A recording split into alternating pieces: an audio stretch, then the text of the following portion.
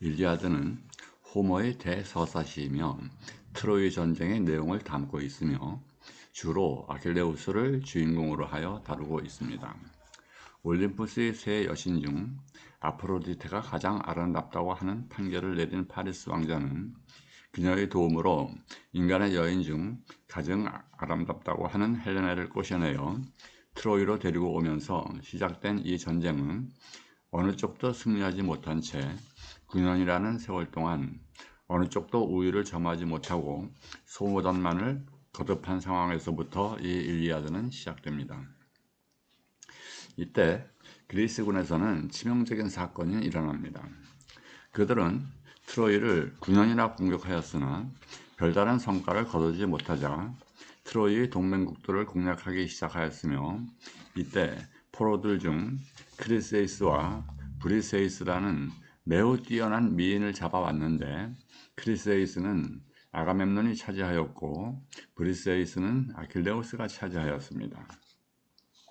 그러나 아가멤논이 차지한 크리세이스는 아폴론 신전의 사제인 크리세이스의 딸이었는데 아가멤논이 자신의 사제의 딸을 붙잡아가자 아폴론은 크게 노하여 질병을 그리스군 진영에 퍼뜨려 수많은 군사가 죽어나가자 아가멤논도 크리세이스를 돌려주고 아킬레우스가 차지한 브리세이스를 빼앗아 차지하였습니다. 이에 크게 노한 아킬레우스는 아가멤논에게 크게 화를 내고는 자신은 이 전쟁에서 손을 떼고 그리스로 돌아가겠다고 하고는 전쟁에 전혀 관여하지 않았습니다.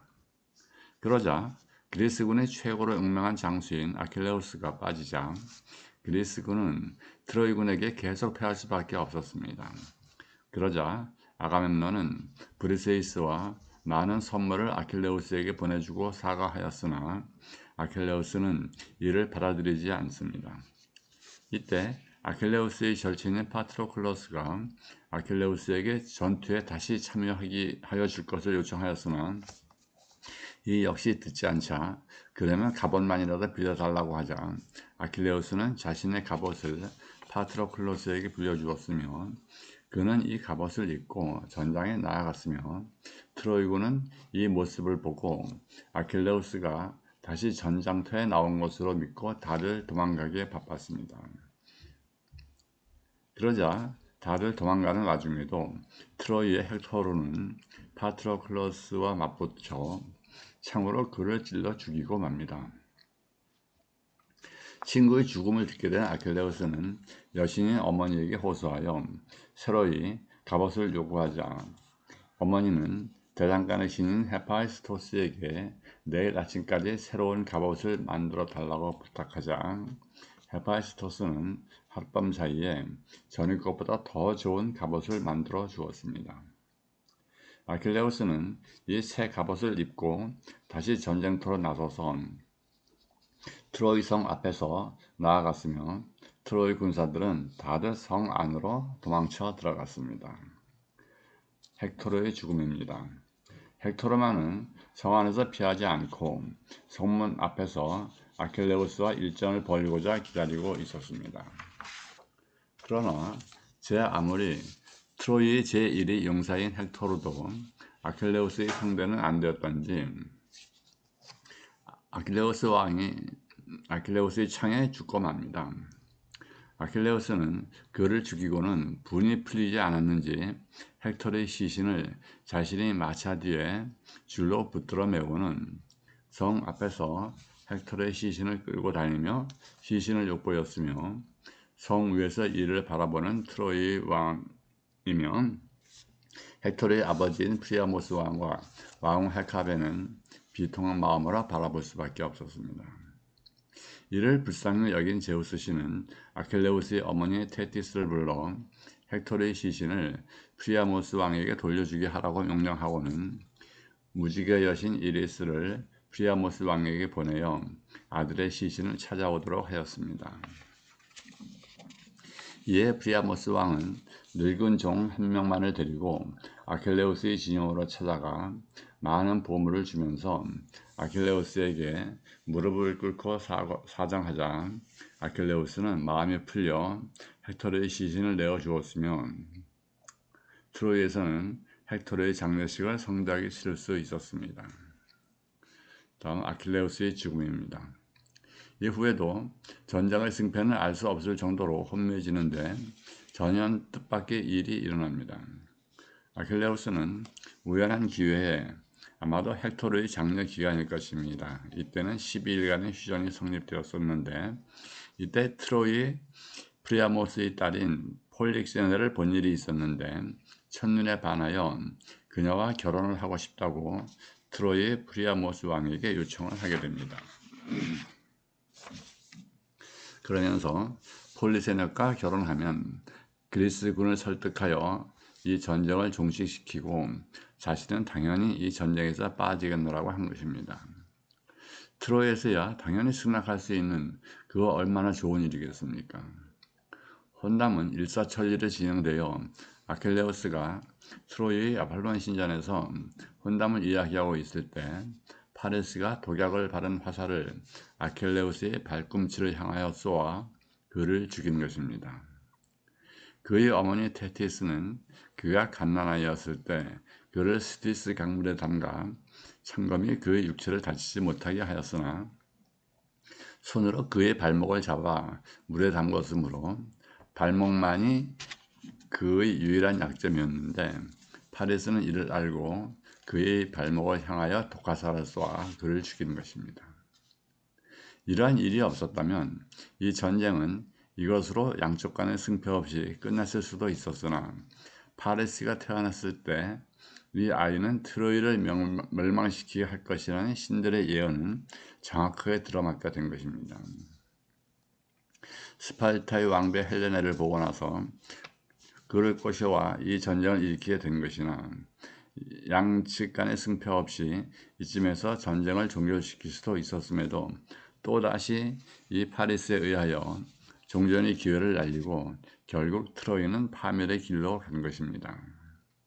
아킬레우스가 트로이 진영에서 죽자 그리스의 아이아스와 오디세우스가 트로이에 잠입하여 아킬레우스의 시신을 찾아왔으며 그의 갑옷을 놓고 누가 갖겠는가 하는 경합을 벌이다 오디세우스가 갖게 되었는데 이 충격으로 아이아스는 자살하였으며 그가 죽은 자리에서 히아신스 꽃이 피어났다 합니다.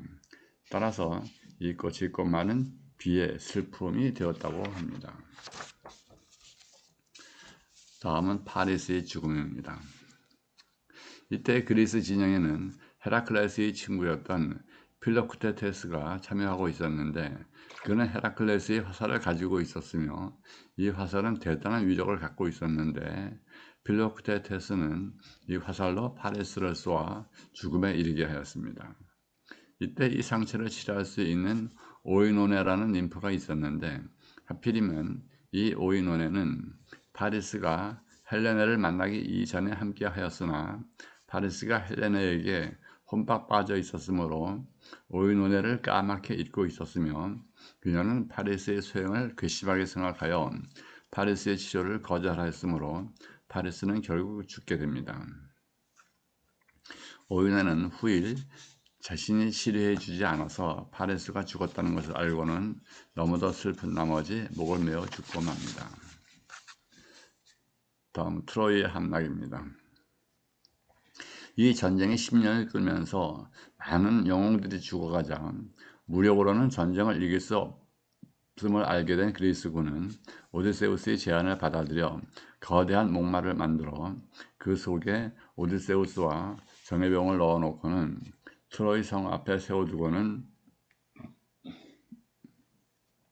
다들 철수한 것처럼 위장하였으며 트로이에서는 그리스군이 모두 물러간 것으로 판단하고 이 목마를 성 안으로 끌어들입니다.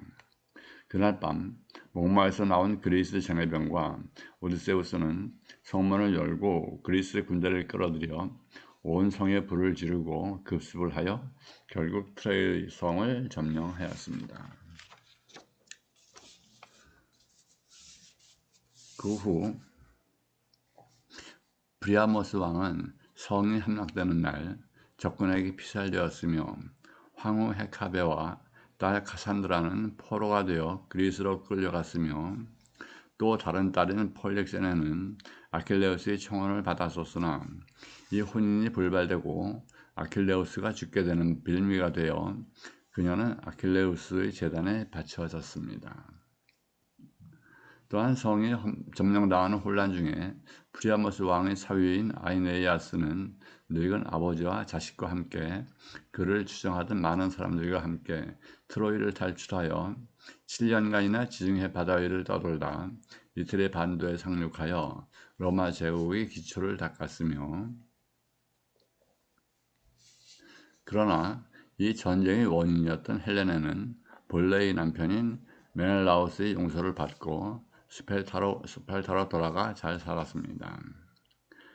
그러나 메넬라우스의 형인 그리스군의 총사령관이었던 아가멤논은 귀국하자마자 그동안 바람이 나서 정부와 함께 살고 있던 부인에 의하여 그날 밤에 살해당하고 맙니다.